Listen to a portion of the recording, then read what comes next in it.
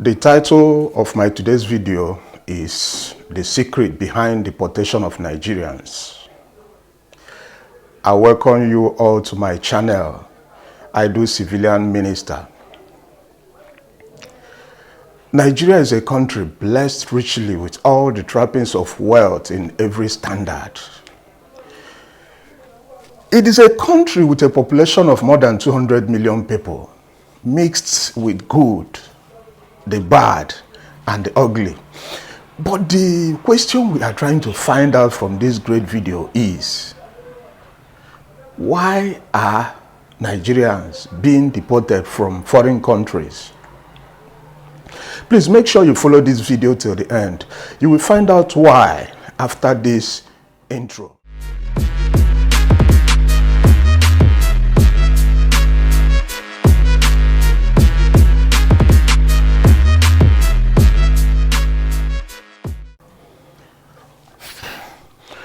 A lot of Nigerians are in other foreign countries in search of greener pastures. Many Nigerians have jackpot or about to. I know some people may not understand what the word jackpot means. It's migrating, that's moving to other countries, you know. So a lot of Nigerians has left. So they left because of bad economic decisions made by our corrupt leaders. A lot of good citizens of Nigeria are outside the shores of this country, doing their legitimate businesses and, respecting themselves and the laws governing the countries they reside in. But the main reason many Nigerians are being deported back home, as if the word deportation is going out of fashion, it's just because of some few bad eggs in our midst who came to steal, kill, and destroy. This set of people swore to disrespect Nigerians, to disrespect themselves, not only Nigerians, and to spoil the image of Nigeria, which is not good, which is not going to take us anywhere. But the truth must have to be told, and that is exactly what we are doing in this video. They are the ones causing all these problems to other law-abiding and peaceful Nigerians residing outside this country. They also sometimes do help some of our compromised politicians destroy the image of Nigeria. Now, look at the reasons to know why. They say one of the reasons is we Nigerians used to come in and take up their jobs. Yes, it is true. Nigerians used to invade their businesses and economic space, like their local markets and some of other businesses. They used to invade and try our possible best to take it off from them, which sometimes they don't normally find funny. There is this complaint of abuses of privileges given by the host communities to Nigeria. Sometimes, then they complain, say, these people, we don't know the kind of people where they be. So many do take laws into their own hands. Imagine someone who is still managing his immigration status. At times, will have the audacity of taking his host landlord to court at will, even without any resident permit or any proper documents, which the locals see as the biggest height of ingratitude, disrespect, and invasion of their spaces. Another one is tampering with their women. In most countries, you don't go close to their women. It's no-go area. Their girls, they're underage ones for any reason. You don't have to go there. You don't have to go, suppose go near their ladies, especially the underage ones, whatsoever. But our people will not hear. They don't care. But after, they must surely do. So the host community see this as a very big insult. It's a very big insult. They are not normally happy with this idea. Some of our countrymen do always rub it to their faces, faces of their men about their capability or capacity to take over their young ladies or young girls, as the case may be. Our people are good at doing this with a lot of I don't care attitude, and it's normally used to generate a lot of envy, jealousy, and animosity. So another one is what I call, religious invasion. For invasion of their spaces with religious activities like planting religious houses. For example, churches in almost nook and corner of their peaceful streets and waters. You see churches everywhere sprouting, coming up, disturbing them with a very loud noise from our big speakers and our public address systems, thereby creating noise pollutions. They used to complain a lot about this. And also, we do intimidate them with the religion we came with. We try to force them to embrace our own instead of nursing their own. So that's one of the problems, you see. So there's another one which we call prostitution running, or running prostitution rings, something of that nature. Many of our young girls are being invited over to their countries for prostitution job. Most of these girls normally constitute themselves into societal nuisances, loitering anyhow on their streets. Anyhow, you see them everywhere, and also many are into prostitution racketeering with a lot of underage girls from their host communities. So they see this as a very bad influence to their girls, their society, their culture, and many other things. They also introduce a lot of not so good style of living and many other, dirty businesses and their own way of life. The host communities are not comfortable about this. These kind of things are alien to the hosts. It's alien to their culture, the way they live. Like sometimes our people used to go there with cultism. Sometimes our cultists used to fight violently in their streets without care. I hope it's not been long since this kind of thing happened in Dubai, where you see our cultists fighting, killing each other, destroying public properties on the streets of Dubai, where everybody will be seeing them. So this kind of thing is not good. You see sometimes the host communities, the people there are being robbed. Sometimes, in fact, the complaint is too much. I don't know where to start. Do you understand? I don't know where to start. There is another complaint of this domineering attitude. Some of our people do intimidate and take control of their businesses, maybe due to greed. You will see a lot of our people doing their best to outsmart the locals, influence the prices of goods, influence the prices of house rent, shops, many other things, and other, influences the prices in their economic spaces. And many other things they do because our people are there already. So sometimes our people do rub it to their faces, like telling them you cannot do anything.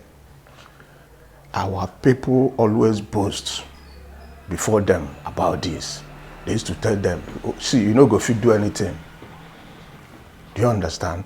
So we claim to be smarter than them. At their various pubs, restaurants and public drinking bars, their beer parlors, you will see our people covering all the spaces on their table with a lot of drinks like wine, beers, and stuff. You see a lot of bottles packed everywhere from what we drank before their people. And when they are passing, if they see us drinking like that, they don't normally feel comfortable. So they think that they have given us a lot of latitude. That's why we feel even more than at home. We feel at home more than them. Do you understand? So, and at the center of the table or around the table there, you see a lot of their women with our own men. So, and many, this kind of things, it doesn't give joy to their men, because they used to see our men that we came to steal, to kill and destroy. That we came to steal their ladies. We came to make their ladies to be more costlier, to be more expensive than the price they normally used to get them. That we came to inflate the prices of their young ladies. So that's one of their complaints. So another one is what I call a kind of cyber attack or cyber war. Most of these countries you hear about, you see, our people have already taken over in all their cyber cafes. If you enter any of their cyber cafes, especially in these countries that's in Africa here, I don't know about the ones that are in Europe or America, you see a lot of our people they will block all the computer sets, they will block every spaces that is in that business center, hunting for moguls to kill or to capture. You will see our people clutching their laptops as if their lives depend on it. You see, so our people are always seen hanging around in all the cyber cafes and bars in all these countries, making noises and making noises with reckless abandon. They don't care. They're not even the kind of people that you can advise. Loitering along their streets in the hood during business hours. So it will bring up a lot of suspicion. People begin to look at you somehow. This guy, does it mean that he doesn't have another thing to do or work doing? So you'll be surprised to see a lot of our young youths. Boys, let me call it boys. You see somebody that is at least 14, 15 and upwards, clutching computers, carrying computers up and down. You'll be wondering, what is this guy doing with computer? I'm not saying that carrying computer is not good, but the intention of carrying that computers up and down. Somebody that I can say that barely finished his primary school or maybe junior secondary school. So they will go for this mad rush of trying to make money by fair or foul means. Anyhow, they don't care. You see? So in most of these African countries, they do wander aimlessly, creating problems that is affecting the image of our country. So another issue there is what I call illicit drug corridors. If the truth were to be told, some of our people are into, the business of illegal and narco. You understand what I mean? Narco businesses. Sometimes using the host communities as a kind of corridor for the distribution of these illegal substances to the neighboring countries. Sometimes the youth of those countries are introduced to these black businesses as a way of life, and they will copy. And it will begin to fester. And you don't need to be told of the fatal consequences of indulging in using those illicit substances. The consequences of running and distribution of this kind of business involving the locals. So another one is what I call intimidating the locals and constituting societal nuisances. Many a times the locals always feels intimidated with our kind of swag, flashy lifestyles and cars. They find it to be very intimidating and uncomfortable. You see our people shaking their streets anyhow. Some of our young countrymen are seen always blasting the full volume of their sound systems.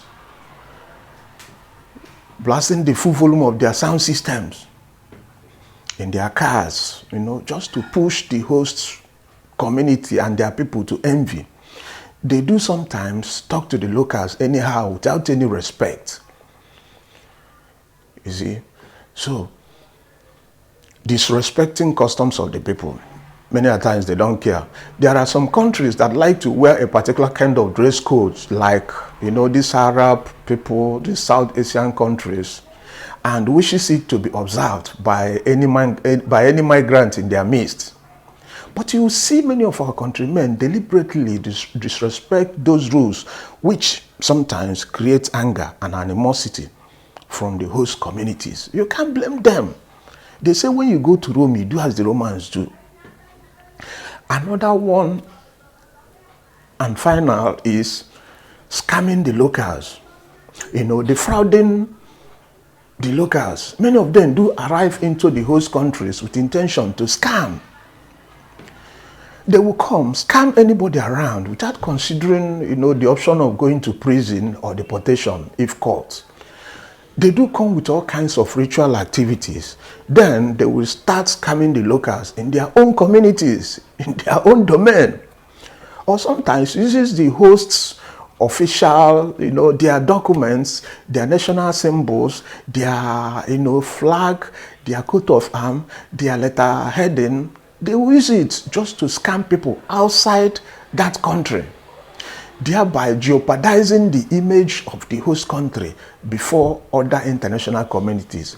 So, no same country, if you ask me, no same country can just decide to push Nigeria out or deport them anyhow.